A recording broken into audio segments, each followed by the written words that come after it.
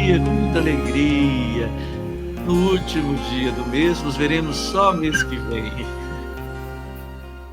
Bom dia, com muita alegria. Sejam todos bem-vindos. Bom dia, meus queridos amigos e amigas. Sejamos todos bem-vindos. Bom dia, queridos amigos. Muita paz. Sejam bem-vindos. Muito amor no coração de todos. Bom dia, turminha. Bom dia, com muita alegria.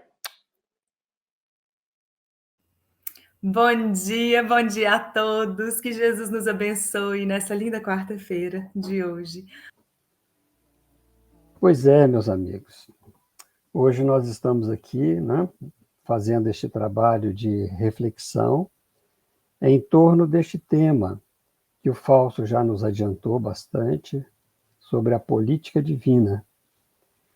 E nós estamos nos embasando, então, no livro Vinha de Luz, capítulo 59, e também no seguinte versículo que o nosso benfeitor escolheu para o estudo.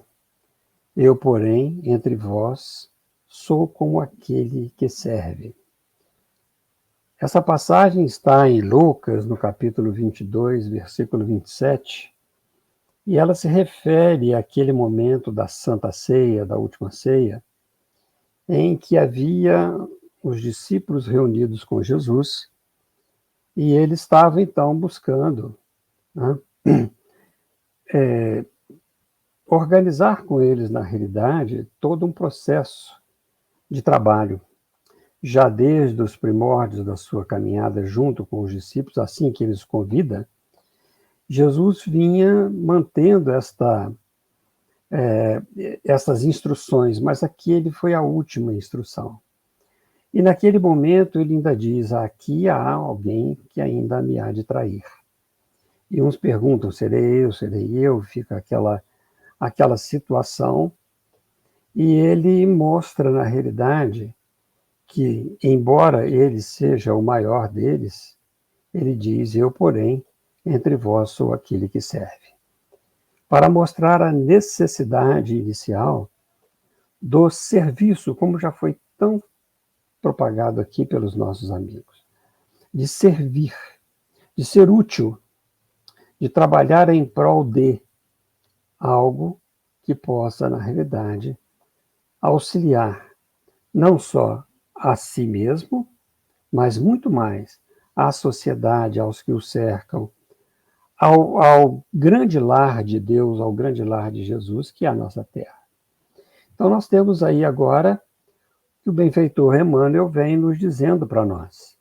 Nós vamos ler, depois voltamos, para que a gente possa, então, trabalhar um pouco sobre o tema que ele desenvolve. Ele começa a dizer assim para nós. O discípulo sincero do Evangelho não necessita respirar o clima da política administrativa do mundo para cumprir o ministério que lhe é cometido. O governador da terra, entre nós, para atender aos objetivos da política do amor, representou, antes de tudo, os interesses de Deus junto do coração humano, sem necessidade de portarias e decretos respeitáveis, embora. Administrou servindo, elevou os demais, humilhando a si mesmo. Não vestiu o traje do sacerdote, nem a toga do magistrado. Amou profundamente os semelhantes, e nessa tarefa sublime, testemunhou a sua grandeza celestial. Que seria das organizações cristãs se o apostolado que lhes diz respeito estivesse subordinado a reis e ministros, câmaras e parlamentos transitórios? Se desejas penetrar efetivamente o templo da verdade e da fé viva, da paz e do amor com Jesus, não ouvides as plataformas do Evangelho Redentor. Ama a Deus sobre todas as coisas, com todo o teu coração e entendimento. Ama o próximo como a ti mesmo. Cessa o egoísmo da animalidade primitiva. Faze o bem aos que te fazem o mal. Abençoa os que te perseguem e caluniam. Ora pela paz dos que te ferem. Bendize os que te contrariam o coração inclinado ao passado inferior. Reparte as alegrias do teu espírito e os dons de tua vida com os menos infortunados, com menos afortunados e mais pobres do caminho. Dissipa as trevas, fazendo brilhar a tua luz. Revela o amor que acalma as tempestades do ódio. Mantém viva a chama da esperança, onde sopra o frio do desalento. Levanta os caídos. Sê a muleta benfeitora dos que se arrastam sob aleijões morais. Combate a ignorância, acendendo lâmpadas de auxílio fraterno, sem golpes de crítica, sem gritos de condenação. Ama, compreende e perdoa. Dependerás acaso de decretos humanos para meter mãos à obra? Encerra Emmanuel com a seguinte frase: lembra-te, meu amigo, de que os administradores do mundo são, na maioria das vezes, veneráveis prepostos da sabedoria imortal, amparando os potenciais econômicos, passageiros e perecíveis do mundo. Todavia, não te esqueças das recomendações traçadas no Código da Vida Eterna, na execução das quais devemos edificar o reino divino dentro de nós mesmos. Vejam, meus irmãos, que Emmanuel, então, propõe cada momento para nós de reflexão profunda. Então, ele começa, na realidade, falando sobre o que nós necessitamos para ser alguma coisa. O discípulo sincero do Evangelho não necessita respirar este clima da política administrativa do mundo para cumprir o que lhe é cometido. O que nos motiva é a política externa, é a situação dos nossos governos, do mundo, é a situação daquilo que a vida material nos convida. O que nos motiva na realidade? O que está buscando que nós movimentemos a alma em relação ao bem, independentemente do que quer que seja? Nós sabemos que estamos passando por graves problemas, todos nós, não só na nossa situação atual aqui do nosso país, mas como também por todas as outras, os outros países, outros continentes. Todos estão passando por graves momentos, porque são momentos decisivos, são momentos de aferição de valores. E nós estamos esperando que venham algumas coisas externas para nos colocar sob a vida pura e a vida de paz, de conquistas realmente espirituais. Nós não precisamos respirar este clima que o mundo vai nos dar. Não, nós precisamos de fazer com que o mundo seja melhor a partir de nós mesmos. Ao contrário, não esperar de fora para dentro, mas sim fazer de dentro para fora. E Emmanuel continua dizendo que o governador da terra entre nós, ele veio atender aos objetivos da política do amor. Então ele representa os interesses de Deus junto do coração humano, sem necessidade de portarias, decretos, respeitáveis embora, porque ele veio doar, ele veio mostrar como se doa. Jesus veio ensinar o amor para nós, mas não um amor estático, um amor que movimenta, um amor que entusiasma. Então nós temos aí o grande motivador das nossas almas. Quem que é o grande motivador para nós? São os nossos governantes ou o governador da terra? O que é a motivação? Motiva a ação, aquilo que faz movimentar, aquilo que faz sair de si, para que você possa conquistar na realidade. E ele vai nos dizer, tende bom ânimo. Alda e Fausto lembraram bastante disso. Tende bom ânimo, eu venci o mundo, disse Jesus. E esse bom ânimo para nós não é um entusiasmo? E o que significa o entusiasmo, se não na sua etimologia, dizendo que é Deus em nós? É a nossa relação com Deus, é Deus possuindo a nós. E o que é isso, senão uma lei maior, que é a própria lei de amor? Então, Emmanuel vai continuando a dizer para nós, e ele diz que Jesus administrou servindo, elevou os demais humilhando a si mesmo. Esta humilhação é uma situação natural do Cristo, porque ele se considera filho de Deus e não Deus. Ele considera irmão da humanidade e não o superior à humanidade. Era superior hierarquicamente no sentido espiritual, com toda certeza. Reconhece o título de mestre senhor. Mestre porque ele é capaz de ensinar, e senhor por a autoridade moral que ele representa para o mundo.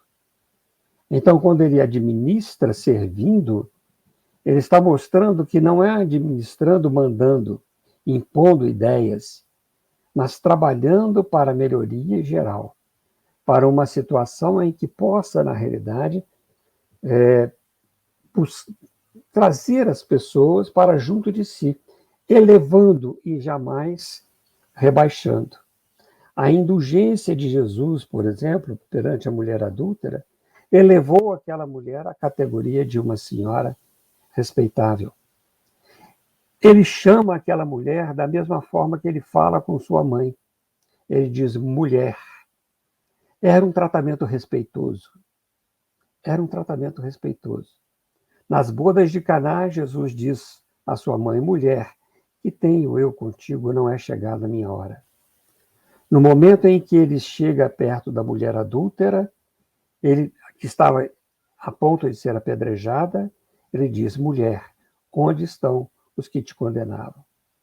O mesmo tratamento, elevando aqueles caídos e respeitando aqueles que já estão em patamares maiores na vida moral.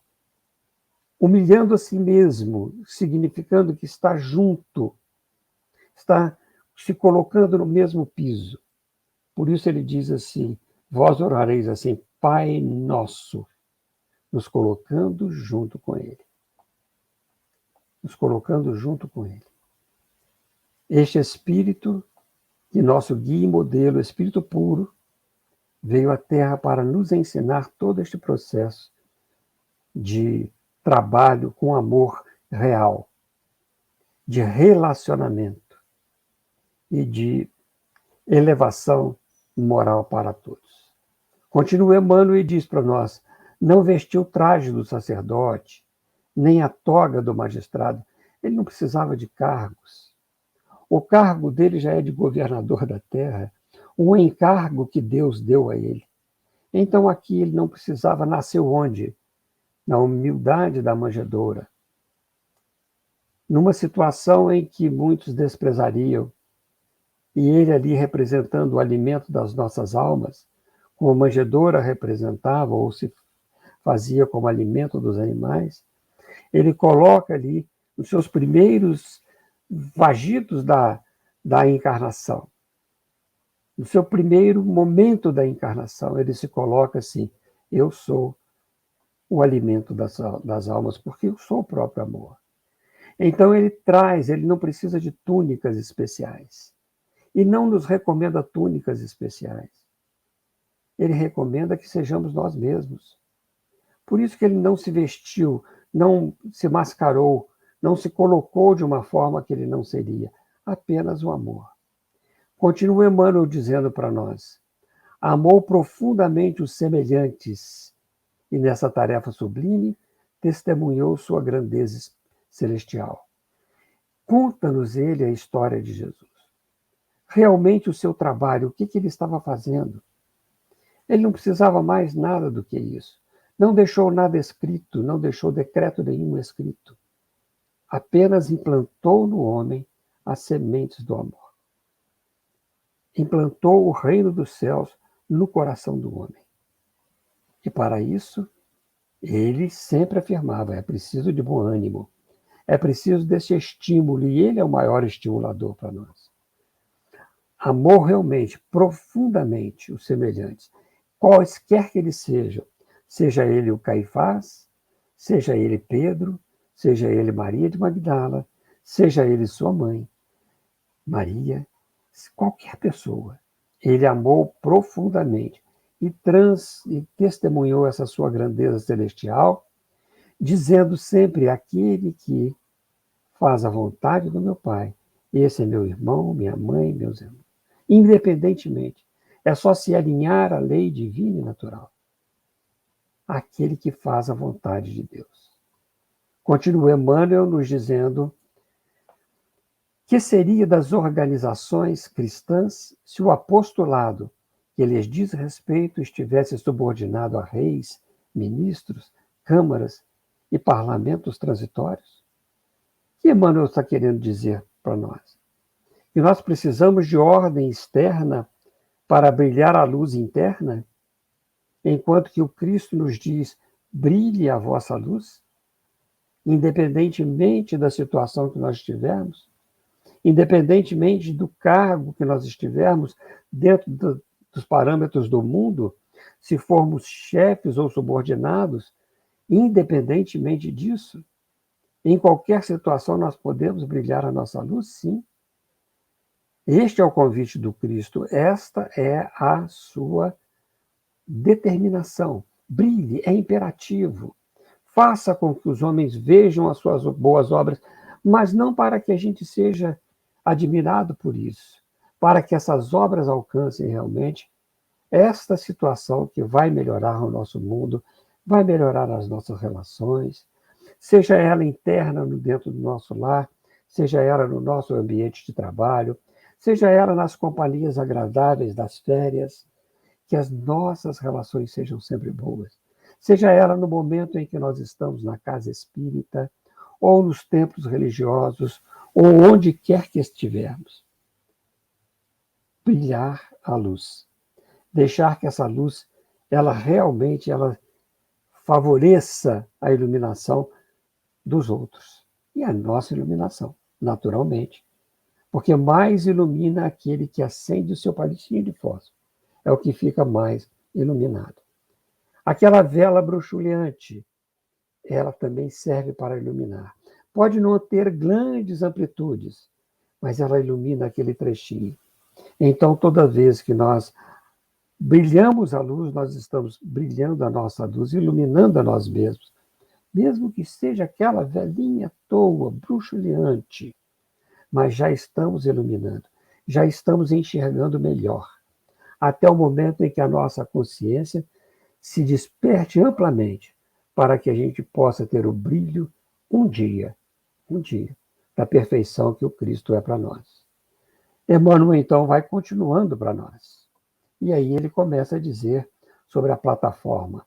Se desejas penetrar efetivamente o templo da verdade e da fé viva, da paz e do amor, com Jesus, não ouvides as plataformas do Evangelho Redentor. Gente, primeiro é o seguinte, é a nossa liberdade. É o livre-arbítrio que está aí. Se desejas, nós queremos? O desejo é uma coisa. O desejo é aquele pensamento que a gente tem, né, quer um dia realizar. Mas quando ele fala, se deseja penetrar efetivamente o templo da verdade e da fé viva, ele está nos convocando a realizar pela vontade. Por isso que precisa da motivação. E quem que é o maior motivador de nós todos? Quem que é este maior motivador, senão ele?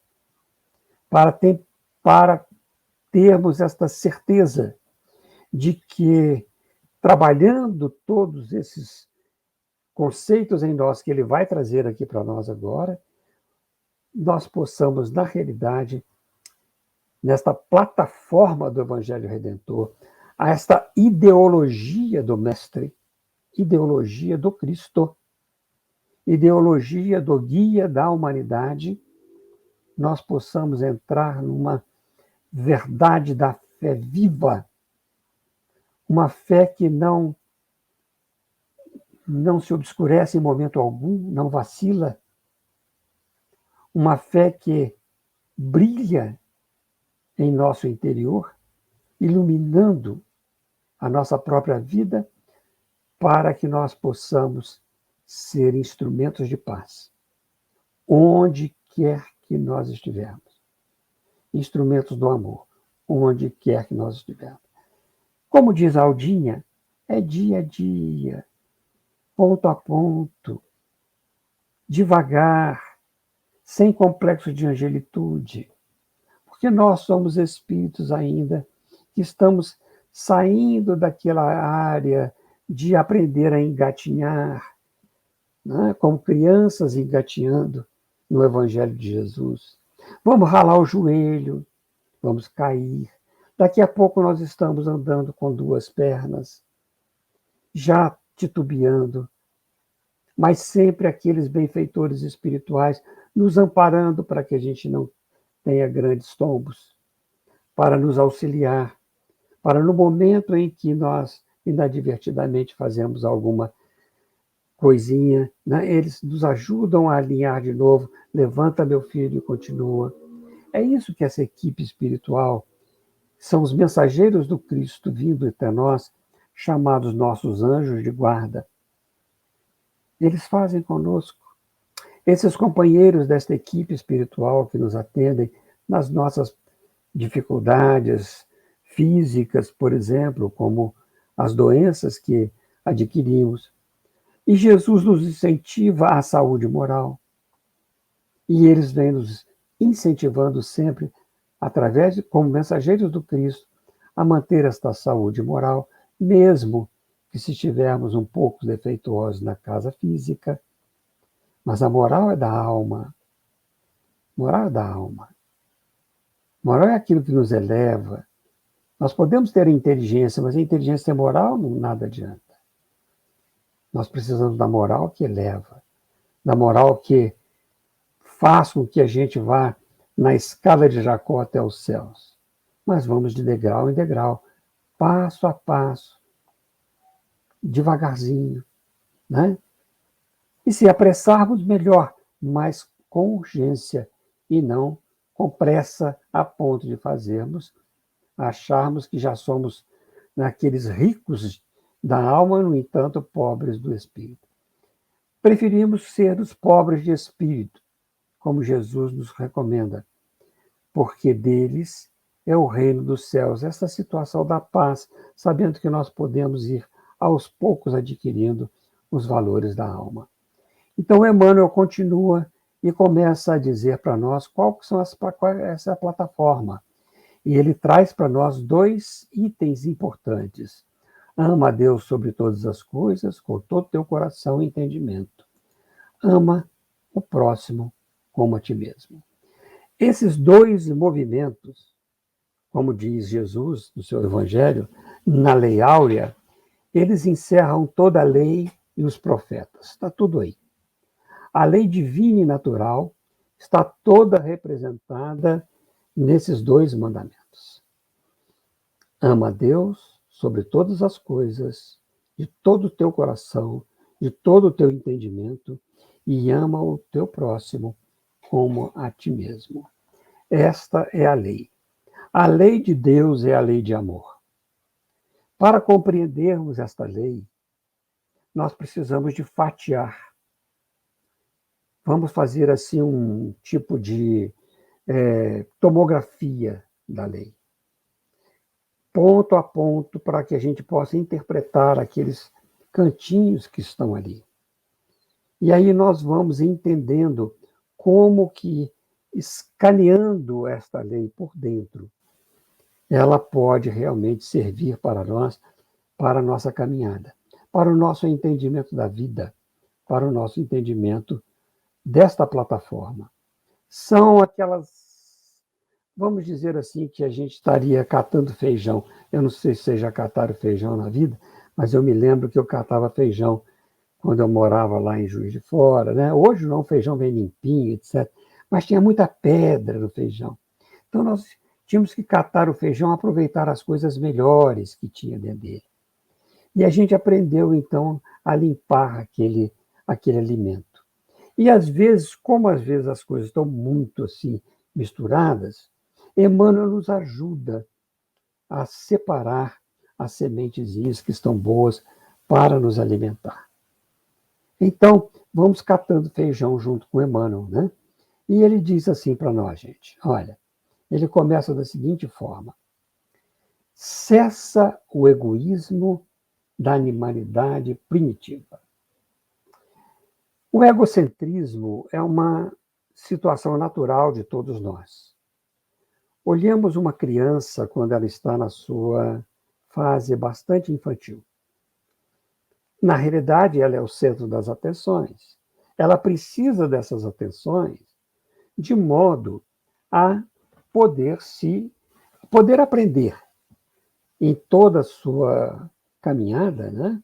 Ela poder aprender a mexer com as coisas, a se movimentar, uma série de coisas. Ela não se alimenta sozinha, ela tem que ser alimentada. Como crianças espirituais, nós somos dentro da mesma categoria. É um egocentrismo natural. Ele vem do instinto de conservação, do instinto de reprodução, do instinto de destruição. Esses instintos naturais da vida que nos levam a realmente a possibilitar que a vida física seja mantida, para que a alma possa, então, aproveitar desta vida física para o seu desenvolvimento. O problema é nós deixarmos o egocentrismo adoecer e virar egoísmo. Quando ele adoece, ele vira egoísmo, que é o egocentrismo demais. Então aí nós vamos querer tudo para nós. É uma raiz que vai nos agarrando, né? Vai nos envolvendo de tal forma que nós nos achamos, então, o centro do universo. Nós nos achamos verdadeiros deuses. Achamos que todos têm que nos servir, ao invés de nós sermos os servidores de todos. Então, quando Emmanuel diz para nós, cessa o egoísmo da animalidade primitiva, é porque nesta animalidade primitiva, porque nós passamos, ele foi necessário num ponto, mas agora a alma deve se sobrepujar ao corpo. Nós devemos dominar a matéria, não deixando que a matéria nos domine. Daí surge esta necessidade inicial de cessar o egoísmo. E nós vamos cessar o egoísmo sendo útil, praticando o serviço. O servir foi o que Jesus, então, mostrou para os apóstolos, como eu, na realidade, vim e sou o servidor. Eu vim para servir. Então, este momento de nós sermos úteis, nós estamos eliminando o egoísmo.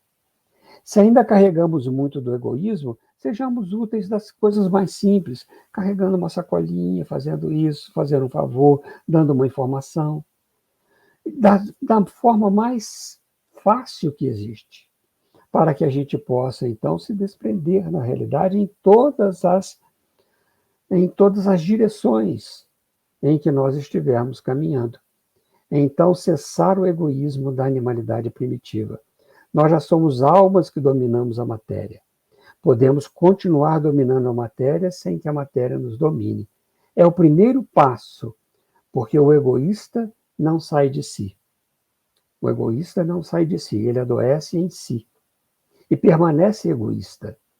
E quando ele desencarna, no nosso momento em que estamos vivendo, quando nós desencarnamos com egoísta, ninguém chora, como egoísta. Por quê? Porque lá se foi um indivíduo que não era útil à sociedade.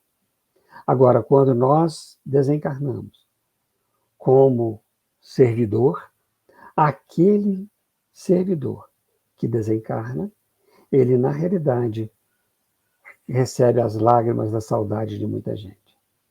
Então, é bom, até mesmo, para nos ajudar no processo de desencarnação. Até mesmo isso, sair dessa animalidade primitiva para que a gente possa passar pela vida e ampliar os nossos laços de amor, de fraternidade com todas as pessoas que tivermos. Aquele que trabalha esta fraternidade cessa esse egoísmo. Então, veja que Emmanuel começa por aí, e em seguida ele fala assim conosco: faze o bem aos que te fazem mal. Porque fazer o bem a quem faz o bem é muito fácil. Nós retribuirmos o bem com o bem é muito fácil, certo? O egoísta já nem retribui o bem com o bem. Ele acha que o bem tem que ser para ele. Mas então ele começa então a trazer esses pequenos, faze o bem aos que te fazem mal. Ou seja, não só aqueles que nos fazem bem, mas aqueles que nos perseguem, aqueles que nos querem mal, aqueles que, por um motivo ou outro, né, não nos simpatizam conosco. Fazer o bem sempre. O bem o Paulo de Tarso fala assim, olha, fazei sempre o bem. Fazei sempre bem. O bem é uma consequência de fazer bem. E fazer bem não é necessário simplesmente dar coisas. Fazer bem é agir. Olha, motivação, um motivo de uma ação. Seja ela qual ela for externamente, se for o mal, minha resposta deve ser o bem. Por isso que uma das características da caridade, das virtudes que constituem a tríade da caridade, é a benevolência. Um sentimento do bem naquilo que você faz, para o bem, naturalmente. Então, é uma das virtudes componentes da caridade. Então, fazer o bem aos que te fazem mal é um componente grande da caridade. E fora da caridade, o Evangelho segundo o Espiritismo nos fala, não há evolução, não há salvação, não há este processo de crescimento da alma. Continua Emmanuel e fala para nós: abençoa os que te perseguem e caluniam. Como que nós podemos abençoar os que nos perseguem e caluniam? É a primeira lei moral. A prece, por exemplo, é um ato de adoração. E adorar a Deus sem adorar o próximo, sem amar o próximo, não tem como. Então, abençoar aqueles que nos perseguem e nos caluniam, na realidade, é orar por eles. É buscar envolvê-los num pensamento de paz, de harmonia, de amor. É agradecer a Deus a oportunidade de nós aprendermos a amar aqueles que nós não sabemos ainda amar. Então, abençoar é isso. Abençoar é deixar estas bênçãos de paz e harmonia para todos aqueles que nos consideram como inimigos. Emmanuel vai continuar nos dizendo: ora pela paz dos que te ferem, mantendo esta primeira lei moral que é a adoração, não uma adoração simplesmente de meditação, mas orar. Orar não é rezar, não é a mesma coisa. Orar tem um outro significado, um pouco mais profundo, porque é aquilo que a gente transfere para fora do que tem dentro. Então, se eu não tenho paz, como é que eu vou orar pela paz daqueles que me ferem? Eu tenho que manter a paz em mim para que eu seja instrumento da paz. Se eu ainda não tenho essa paz, eu vou buscar então tê-la para que eu possa orar por eles. Envolvê-los em carinho, em tranquilidade. Isso é muito fácil. Não é fácil fazer, é fácil falar. É fácil falar, na realidade. É o que nós estamos fazendo. Mas vamos experimentar os momentos do testemunho. Porque se nós estamos aprendendo, vamos ter um momento de testemunho. No momento em que alguém nos fere, como nós devemos agir? A prece. Santo Agostinho vai nos dizer, no Evangelho segundo o Espiritismo, que a prece é o orvalho divino que aplaca o calor excessivo das paixões. Veja, a prece é o orvalho divino, aquilo que nós recebemos, que aplaca o calor excessivo das paixões. Quando alguém nos fere, muitas vezes o nosso sentimento é um sentimento ruim, um sentimento de vingança, um sentimento de ódio, um sentimento de raiva, de mágoa. Essas emoções ruins, esse calor excessivo dessas paixões, só se aplacam pela prece. Então, eu orando naquele momento, não só a mim eu estou desenvolvendo a paz, como também estou oferecendo a paz àqueles que me feriram. Então, é um grande aprendizado para nós, esses momentos de testemunho, em que a gente aprende a orar por aqueles que nos ferem. E orar não significa rezar, como nós dizemos. Quando o soldado de Caifás dá um tapa no rosto de Jesus, ele olha para o soldado e diz para ele: olha, se eu errei, mostra-me onde eu errei. Mas se eu não errei, por que me feres? Jesus faz com que esse indivíduo faça uma reflexão. Orar pela paz do que nos ferem também é estar junto com eles em paz conosco e perguntar a ele por que me fere. Se eu tiver errado, mostra o meu erro e eu vou procurar consertar. É o ato de humildade inicial, é o ato de servir. Agora, se eu não errei, por que me fere? Isto é uma forma de oração, é uma ação, por isso que é ora com ação, oração. Não é simplesmente a meditação e o pensamento, mas é um processo que movimenta a alma em relação àquilo que nós mais necessitamos. Se estamos sentindo feridos, é porque ainda trazemos em nós alguma coisa que consertar. Continua Emmanuel para nós dizendo: bendize os que te contrariam o coração inclinado ao passado inferior. Qual de nós não tem a situação de um passado que precisamos ainda de ajeitar neste mundo em que vivemos? O nosso coração, os nossos sentimentos, que é realmente esta representação que Emmanuel nos traz, às vezes são muito complicados, ou às vezes um pouco complicados. Mas sempre nós temos alguma coisa que consertar. Se nós tivermos sempre o sentimento do bem, já não precisamos de consertar nada. Mas quando envolve alguma coisa em nós que modifica o nosso mundo interior e nós nos sentimos mal com aquilo, é exatamente este momento em que nós temos que bendizer aos indivíduos, às pessoas que nos contrariam o coração, porque o nosso coração ainda está, o nosso sentimento ainda está precisando de conserto. E quem melhor do que aqueles que contrariam os nossos sentimentos para nos dizer daquilo que nós precisamos? Então nós sentimos e vamos para um processo de autoconhecimento, trabalhando para servir melhor, trabalhando para que nós possamos ser melhores.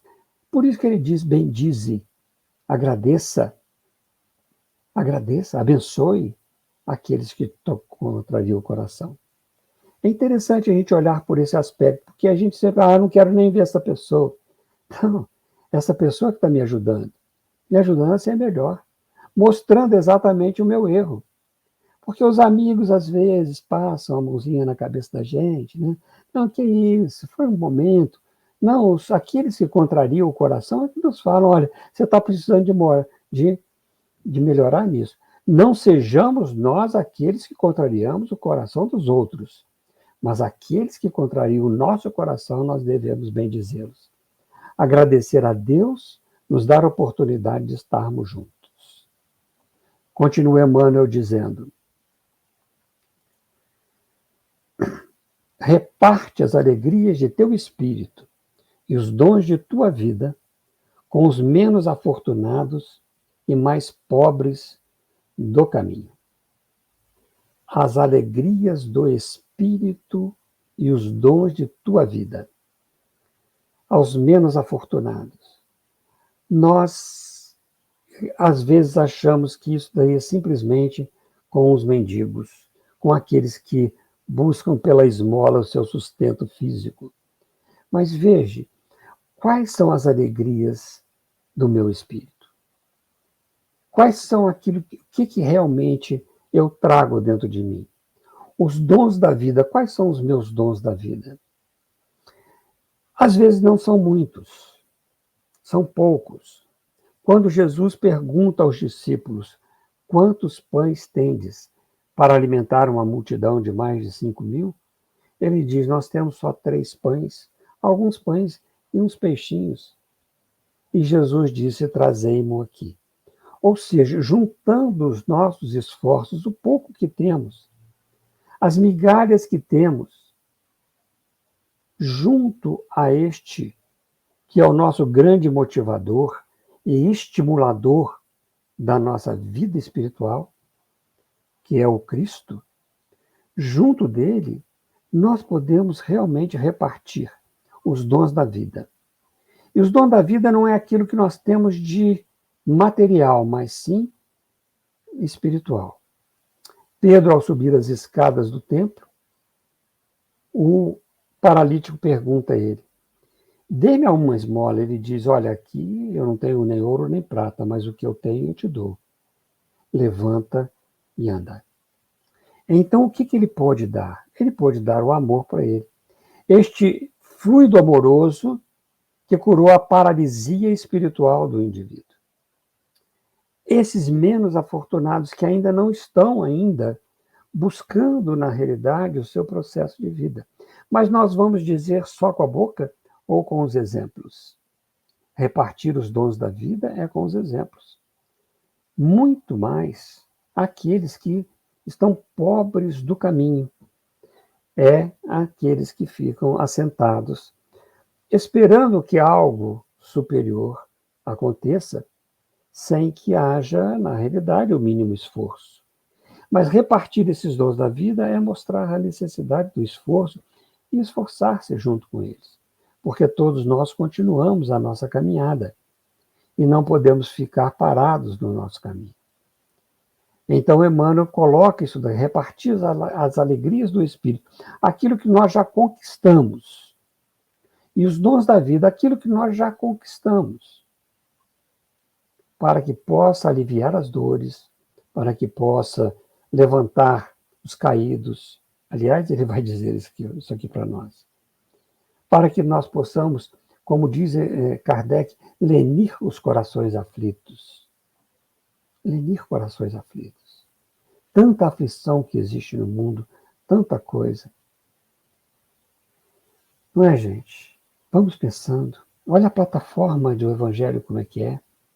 Olha como nós vamos vendo os subtítulos, os artigos deste código divino, que é amar a Deus sobre todas as coisas e ao próximo como a si mesmo.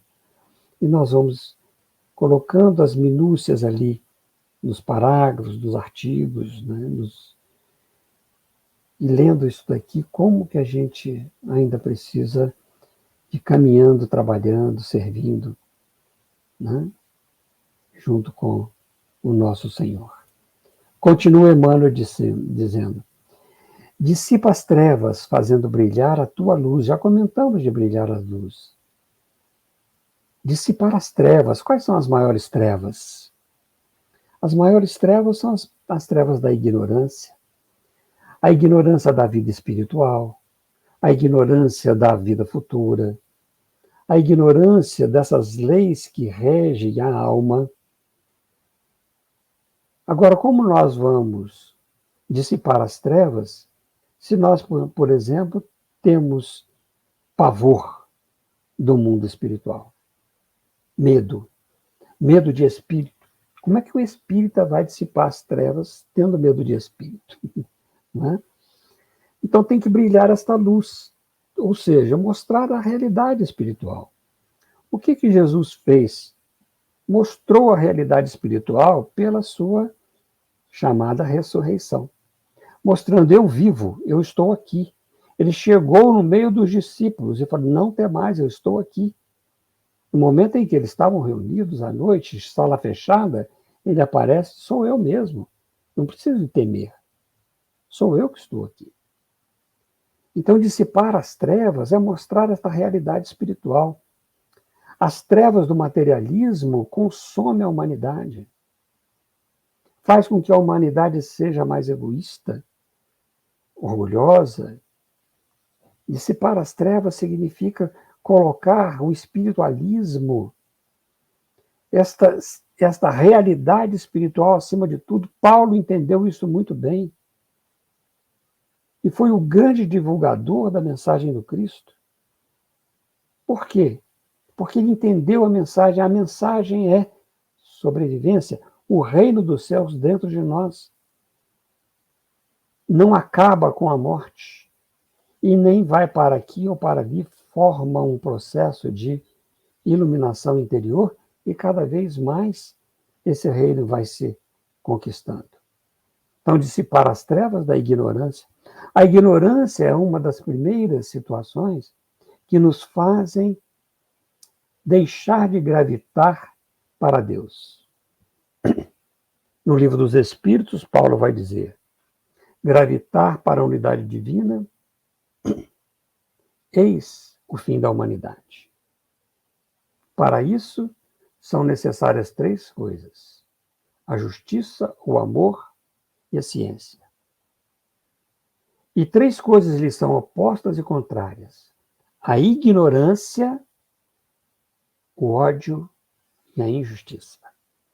Então ele começa a dizer que a ignorância é um dos maiores obstáculos para que a gente gravite para esta unidade divina. Gravite para Deus, gravite para o amor. Então precisamos realmente de dissipar as trevas. Segue Emmanuel dizendo: revela o amor que acalma as tempestades do ódio. E ainda diz: mantém viva a chama da esperança onde sopra o frio do desalento. Revela o amor que acalma essas tempestades do ódio. As situações complicadas. Nós estamos, como eu falei, vivendo uma época muito complicada no nosso país, onde ódios, às vezes, entre famílias por causa da política do mundo, por causa das situações do mundo. Essa tempestade que arrasa, e que nós estamos vendo as catástrofes, que é a tempestade real, a tempestade que vem do céu, entre aspas, mostra. Mas aquela tempestade do ódio é a pior que existe. Porque esta só mata o corpo, mas a tempestade do ódio mata a alma. Esse é aquele pecado, entre aspas, erro que nós temos, que matam a alma. E Jesus diz: não temais aquilo que pode matar o corpo, mas muito mais aquilo que pode matar a alma e colocar a alma e o corpo no inferno.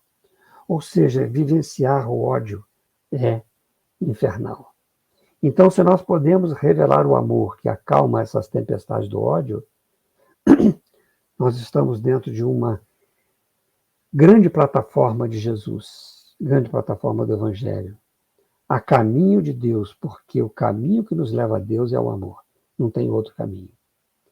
Por isso que ele diz para que nós possamos manter a calma, a paz, onde nós estivermos. Mantermos a chama da esperança, aquilo que traz, aquilo que às vezes a gente não vê, mas a gente tem certeza de que é uma esperança cheia de alegria, cheia de felicidade. Mesmo que no momento estejamos sob as tempestades. Então, esse é um dos chamados que Emmanuel vem colocando para nós. E ele ainda vai mais, levanta os caídos. Levanta os caídos de quê? Caídos do corpo ou caídos da alma? Caídos da alma. E principalmente no problema da educação. Educação no lar, educação dos nossos filhos, educação nossa, principalmente, porque para educar, nós precisamos de educar-nos. Não tem outra forma. Ser a muleta benfeitora do que se arrastam sob legiões morais não é a cura, mas é o apoio, é o ombro amigo, é aquele que abraça, é aquele como o nosso símbolo da nossa casa aqui, que acolhe, que traz, que abraça sob as legiões morais. E quantos são aqueles que fazem isso conosco?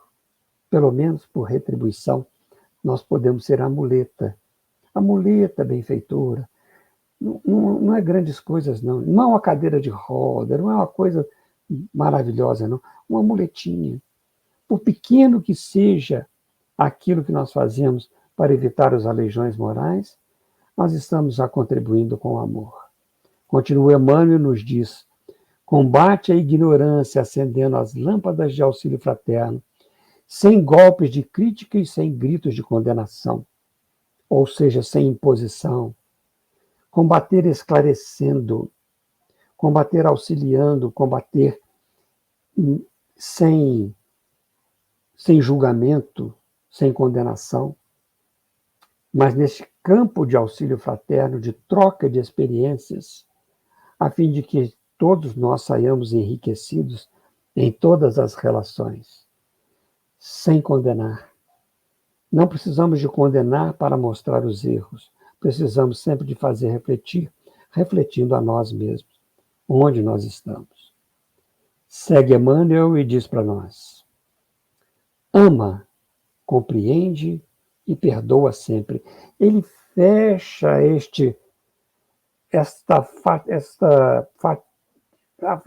as fatias que ele trouxe do Evangelho para nós, da grande lei. Ele fecha com ama, compreende e perdoa. Ama é a principal. Compreende significa que nós vamos entender e colocar em prática. E perdoar significa para nós colocar algo, é uma doação daquilo que nós podemos fazer. Doar o nosso sentimento de amor, elaborar um sentimento cada vez melhor. Porque este é o caminho para que a gente possa encontrar a verdadeira paz. Ele vai encerrar para nós, então, buscando, a trazer para todos aqueles este lembrete. Para todos aqueles de nós que precisamos desse lembrete. Lembra-te, meu amigo, de que os administradores do mundo são, na maioria, veneráveis, prepostos da sabedoria imortal. Temos que respeitá-los. Amparando os potenciais econômicos, passageiros e perecíveis do mundo. Esses são os administradores do mundo. Agora ele diz: todavia, não te esqueças das recomendações traçadas no Código da Vida Eterna, na execução das quais devemos edificar o reino divino dentro de nós mesmos. Esta é a mensagem que ele deixa para nós. Esta é a mensagem que ele busca a mostrar para todos nós as próprias responsabilidades da edificação da felicidade dentro de cada um de nós. Estejamos sempre em paz. Muito bem, meus amigos. Ô, Valdemar, que ótimo. Eu estou cheio de anotação aqui, depois que eu vou te pegar para a gente conversar. Mas é ótimo, porque eu aprendi a beça, fiquei maravilhoso. Quem quase nós não aprende, né, meu cara? Vamos aprender. Eu vou pedir, então, para você fazer a oração final, para a gente encerrar a transmissão de hoje, tá bom? Tá bem. Meu. Muito obrigado, meu querido. Que bom, né, gente? Que este clima, que os companheiros espirituais, esta equipe do Dr. Bittencourt, em nome de Jesus, trazem para nós. E nesse momento final, em que nós estamos com as nossas águas preparadas, possamos receber, depois destas reflexões feitas pela Alda, Fausto, da música que nos